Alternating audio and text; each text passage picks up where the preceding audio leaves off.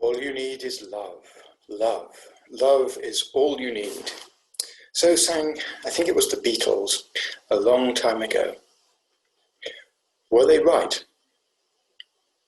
Is love all we need in this world? And if so, what kind of love?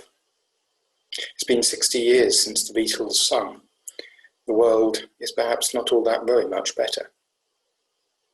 And we argue and debate about how to fix it and how best to love it and the people in it.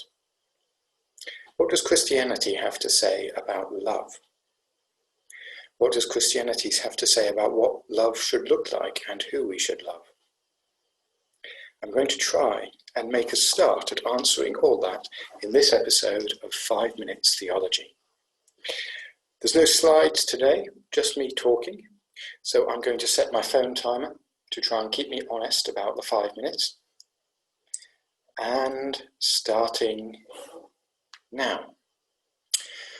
Love is a golden thread that runs through the Old and the New Testament alike. The love of God for man and the love that man is called to have for God and for his fellow neighbour.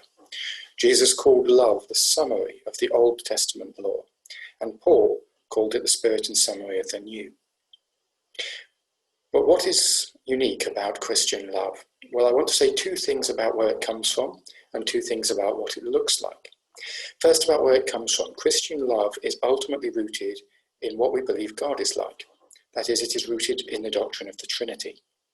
Uniquely amongst the world's religions, Christians say that God is love, that at the heart of reality is God, one God, 3 persons, in perfect unity, in an eternal dance of loving and honouring and serving each other. At the heart of reality is love, and therefore Christian love is Trinitarian. The different members of the Trinity are not the same, and they do not try to be. They do not strive to defend their own place and honour within the Trinity. Rather, each is orientated towards serving and honouring the others. Christian love is to look like that, not holding on to our own honour, but seeking to honour those around us, not trying to be like them, but trying to serve them with what we are like. Secondly, Christian love is to be cross-shaped. Christians believe that the place where God reveals himself most clearly is in Jesus, and the place where Jesus reveals himself most clearly is the cross, where he dies for the sins of the world, dies to deal with our biggest problem. And so Christian love is to be Christ-like and therefore cross-shaped. It is to be self-sacrificial, and it is to seek to meet the problems of those we love, their real problems, their deepest problems. Sometimes that will mean meeting problems that people don't realise they have or don't want to admit they have. But Christian love is to meet people's deepest needs, not just give them what they want. Too often what we call love is actually just a hunger to be liked, a hunger to do what people want of us so that they will like us, and that is shallow and empty and does little. True love gives people what they need, even if it doesn't make them love us at the time. Next, in terms of what Christian love does, Christian love is honest. There's a verse in Proverbs that says, "Wounds from a friend can be trusted, but an enemy multiplies kisses." When our love is just trying to get others to like us, we'll tell them what they want to hear, and we won't tell them if there's some piece of uncomfortable information that they need to know. That is flattery, and it is poisonous to us and to them. To truly love people will sometimes mean being honest with them, telling them what they don't need to hear, but need to, just as God is honest with us, and sometimes tells us some very uncomfortable things in the Bible because we need to know them. Christian love loves others. It doesn't just want them to love us, and so Christian love is honest. Secondly, Christian love is practical. James says, "What good is it if you see someone in need and tell them that you love them, but then walk by and do nothing for them?" It's very easy as Christians to insist that we love everyone, but never actually get round to doing anything about it. Christian love is not primarily a feeling, it's not an emotion, it's an orientation of the heart and will that issues in practical action. If you're saying you love people but you've never done anything for them, you may not truly love them.